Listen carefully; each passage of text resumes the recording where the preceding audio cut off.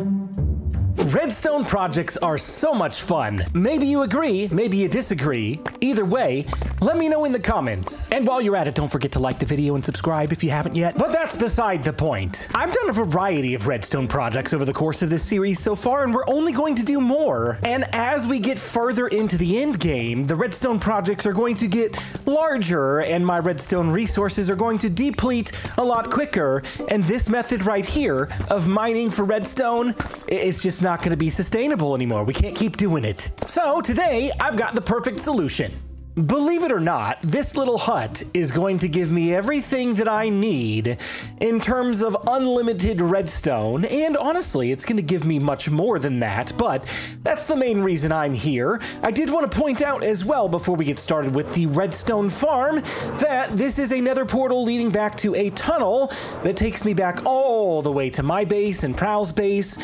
This is a centralized location, because you might notice an AFK platform over there. My good buddy Prowl has already built a witch farm over here using an entirely separate witch hut. This is the closest location, like 9,000 blocks away, that we could find two witch huts close together.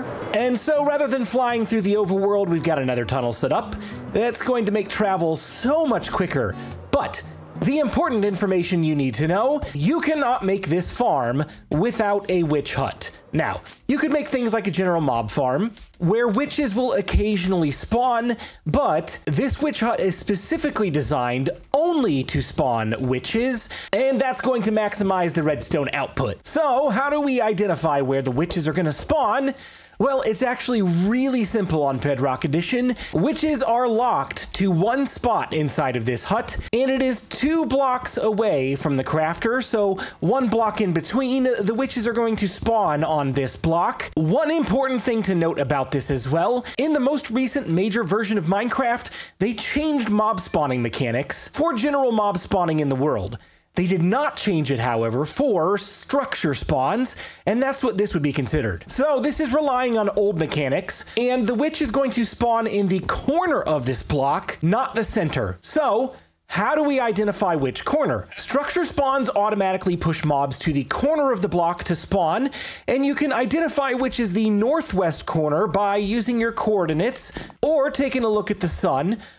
Or the easiest method that I prefer. This is called the Markers Pack by Foxy No-Tail, and it is useful for a ton of different things, one of which is the cardinal directions. So that way is north, and that way is west. So if we're looking at this block right here, this is the northwest corner, and this is where the witches are going to spawn every single time. So I'm going to do myself a favor really quick, and I'm going to mark this out with a blue piece of wool, and then I'm going to exchange these couple of blocks right here with a light blue piece of wool. That way I know this is where they're going to be pushed, and this is where they spawn. So now I can get rid of this. Also, just in case you're curious, you can use the Markers Pack on console. You will have to purchase it through the Minecraft Marketplace. It is available there. Or if you're on PC, it should still be on Foxy's website for free. Either of those methods will work, but it's not limited to computer or mobile. You can use this on console. Now that I've got my spawn spots marked, I'm going to rip down this entire hut.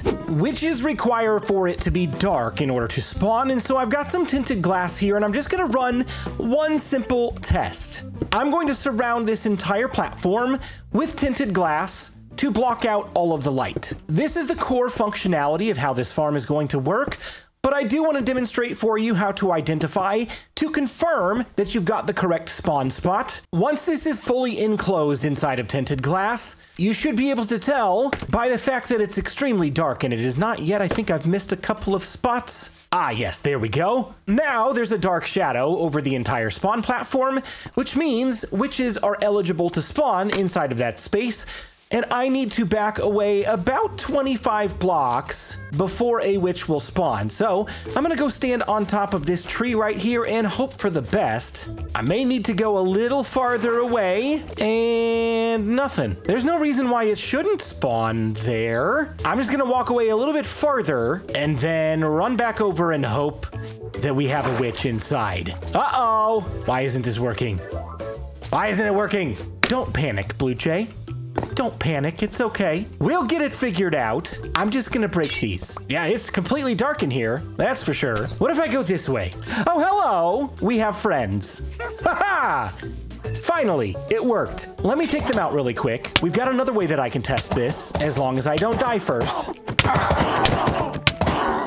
And just to give you an idea, that's 25 redstone with 3 witches. This thing is gonna be screaming fast. I'm gonna take this piece of wool out right here, and this piece of glass right there, and then I'm going to put this wool right here, and glass here, here, and here. I'm gonna put a block right here, and then one right here, and it has to be glass, and then I'm going to break that one, and then I'll put one right here and here.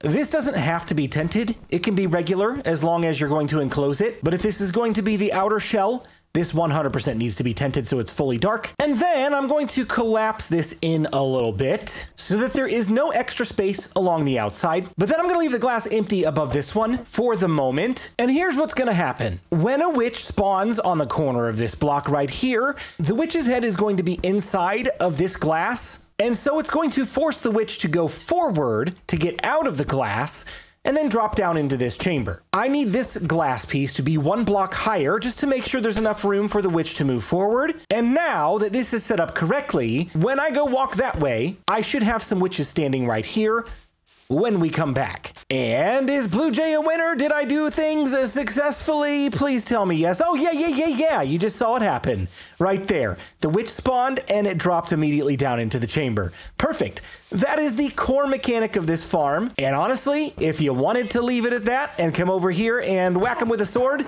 manually, you 100% could do that, but it's kind of a waste of your time. And so I'm gonna show you a better way. I've dug a little space out below the witch spawn spot, and we're gonna dig even more a little bit later, but I wanna start here by counting 1, 2, 3, 4 blocks below the actual spawn spot. And then this bottom block right here is the 5th block, and I'm gonna go ahead and break that and replace it with 1 piece of mud. And then directly next to this piece of mud, I'm going to put 1 magma block, and these 2 blocks are going to serve different purposes, but we'll get to that a little bit later. The next thing I want to do is to place a piston right here next to the magma block, facing the magma block, and then I want to leave a 1 block gap over here and put another piston facing the opposite direction toward the mud block. And because I've got a wool farm now, I'm going to start using wool in every single one of my redstone contraptions for solid blocks or redstone scaffolding.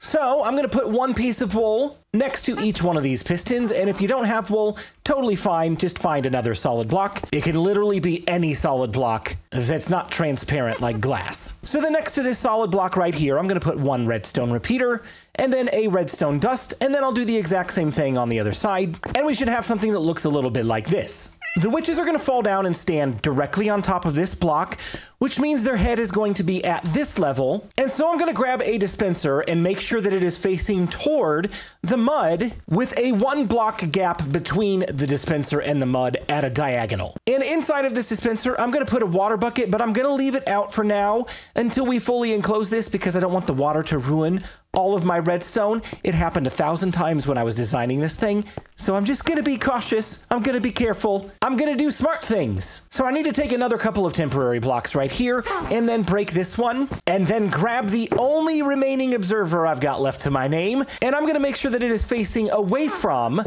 the dispenser so that the red dot is going into the dispenser and the face is right there. See, this is why we left the water out. You heard it click. If I would have left that water bucket in there, it would have been goodbye redstone. But we're good. So now the only thing left to do is to hook up a clock to all 3 of these redstone pieces. And I'm gonna start right here and right here. And I'm gonna dig these 2 blocks out right here and put down some wool with a comparator facing this direction. And then actually, I do need to move this over slightly. What we're building here is an etho hopper clock. I've built these 1,000 times on my channel before, and you've probably seen them 1,000 times on YouTube. They're pretty standard, and I don't know that this is gonna work because I don't want that redstone going back into the side of that comparator. I think I need to move this back by 1. There we go. I need to place a comparator here and a comparator there with a temporary hopper right here, and then a hopper facing directly into it, and then break that hopper hopper and put the other hopper back facing directly into that one. I've had people ask me about this before as well. These little red arrows on the side of my hoppers and the red arrow on the side of my observer, this is the Bedrock Tweaks texture pack, and it is super helpful in situations like this where we can see which direction the redstone signal is flowing or which direction the hoppers are going. It's just an incredibly good tool. It does not require cheats or disable achievements or anything like that. It's just a texture pack. So check it out. I'll try to remember to put the link in the description so you can easily find it. But it's a really great tool. Not to mention it makes redstone dust look a lot cleaner. So then from here, I'm going to put one piece of redstone dust on top of this block and one on top of this block. And then I'm going to put a piston on the side of that redstone and a piston on the side of this redstone. That's not the side. That's the side. There we go. And then I'll put one redstone block right here for now. And then one item of my choice, I'm going to use redstone dust inside the hopper. And you see the clock starts ticking back and forth, and back and forth. On and on and on it goes. And I'll just put a lever on it for now just to get it to stop and take a quick snooze before we move on. And now that I look at this and I've moved the etho hopper clock backwards, I'm actually going to shift these repeaters back up against this block that this redstone is powering. So whenever the redstone block triggers this comparator, this repeater is going to give off a full signal strength of 15, which will make sure that the signal gets all the way to these pistons. So now if I turn this lever back on, you're going to see some magic happen. What's going to happen is these two blocks are going to shift back and forth, back and forth, back and forth. And eventually on top of this block, I'm going to put a couple of impaling 5 tridents. And they're going to shift back and forth with the block's movement as well and cause damage to the witches. So BluJay, what is this dispenser? And what is this magma block for? Great question, I'm glad you asked. Witches not only drop redstone when they're defeated, but they drop a variety of items, including potions, and they will drop a potion depending on what action is taken against them.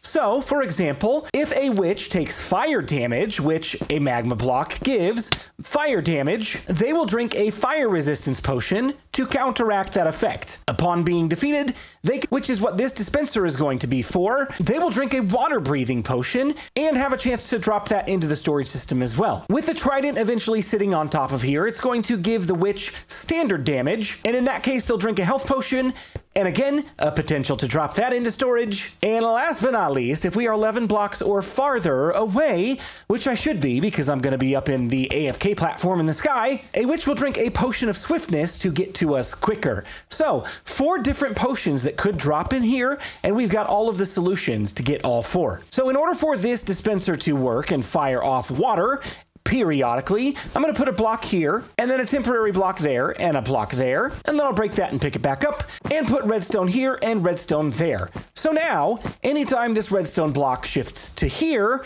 this observer is going to detect the change and rapid fire on and off the water bucket so that it doesn't permanently stay there, but only quickly puts some water on the witch's head, potentially allowing time to drink a water-breathing potion. This should be mostly complete now, and everything's working great. However, I do think I want to reverse this slightly, and instead of it triggering off of this redstone block, I think I'm going to have it trigger off of this redstone line. That way the water is firing off when the magma block is in this position, and that's going to be pretty simple. I'll just put a piece of wool right here with a redstone dust there, and now, why is it going so much slower?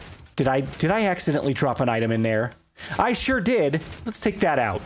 That's going to be really important. We don't want this to go slower. It will slow down the rates of the farm. We want it at this exact speed. The core mechanics of this farm are completely finished now, and there's only a couple of things that I need to do to get this up and running. The first thing that I need to do is to make sure that everything is enclosed in either solid blocks or tinted glass. The most important thing is to make sure that no light can leak up into the spawn area. Otherwise, we're going to lose some pretty significant efficiency, if not disable the farm entirely. So just make sure no light can get through. Keep in mind as well that even though pistons look solid, they act like they're transparent. So you have to cover every side. You can see it just got darker there. If you leave any side of the piston open, it's going to allow light to leak up there and again, potentially ruin our spawn rates, if not disable it altogether. And last but not least, the two things left that I need to do to get this up and running, I need to toss this water bucket in the dispenser and button it back up, and then go over here and toss a trident there and another trident there. And also on the inside of the trident killer chamber, I'm going to put a button right here directly below where the water is going to come out. And then I can button this back up again. And if I flip the switch over here, you can see the tridents start moving back and forth along with the mud and magma. Although mud looks like a solid block, it is actually just ever so slightly despawn or shift out of position. So for me, mud is the most logical way to go with this. And so if I put a hopper right here and then close it back up, oh, and I picked up the tridents. Let's throw those back in there as well. And then I'm just gonna go ahead and turn this on. And I don't know if there's any angle far enough away that I can see them spawning, unless I just build an AFK platform in the sky, which I'm gonna do. But for the sake of the test really quick, I'm gonna go over here and then turn back around. And hopefully we should have some witches in the trident killer chamber, and I think I just saw one. They're probably already gone, but there's the proof. We got the items and they're not dropping. Why are they not dropping? What in the world, Minecraft? If I just flip these and put the mud here and then the magma here and then redo the tridents again for the third time, now I think we're probably good. Let's give it a quick test. And I see some witches in there. I think we're doing all right. They're already gone. I told you, this thing is fast. And there's nothing sitting on top of the blocks, which is a good sign. And there's all my stuff. So if you watched my sheep farm video from last week, this is kind of the crossroads we were met with toward the end of that video as well. You can absolutely stop here if all you care about is collecting the items and nothing else. What I would advise is hooking up a double chest or a series of double chests to this hopper. It will fill up quickly. I'm telling you, this farm, crazy fast. I think I clocked it at about 4,500 items per hour. You're definitely going to want to make room for storage. I, on the other hand, am going to go to the extent of auto sorting and potentially auto crafting a couple of things as well. And I'm just going to go ahead and take care of all of that off camera, because in the very next episode, I know you've been waiting for it, we're finally going to get around to teaching you how to do a great storage system. And that's honestly the reason why we're building this farm today.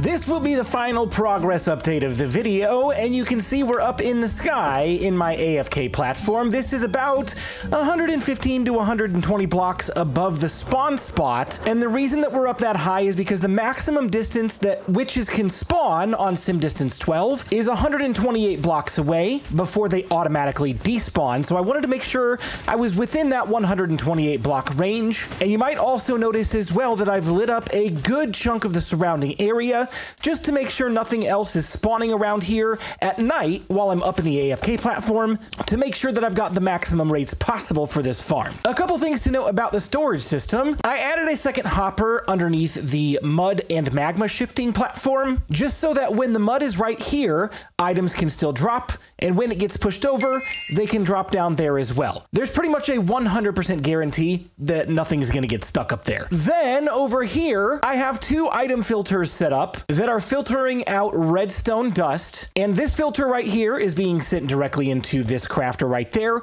And then this filter over here is being sent into the same crafter. I noticed in my storage system, I had a couple of pieces of redstone dust sneaking by, and I didn't want that to happen. So everything should now be working, and this auto crafter is converting all of the redstone into redstone blocks. And then everything else is going from this hopper line on over to these item filters, where I've got redstone blocks, glowstone, gunpowder, sugar, spider eyes, sticks, and all the potions we could ever hope for. And all of this over here is overflow, none of these. And then once all of these chests fill up, even if these are not completely full, I do have a trash can put into place just to make sure that it does not break the system at all. So all of the overflow items will come into here, go into this dropper, and then underneath that dropper is some lava that will destroy all of the unwanted items. I didn't tally all of this up, but this is a crazy amount of redstone and other supplies, and I only was AFK for maybe 3 or 4 hours tops. And maybe it was a little more than that. I'm not sure. I wasn't keeping track, but all I know is I've got unlimited redstone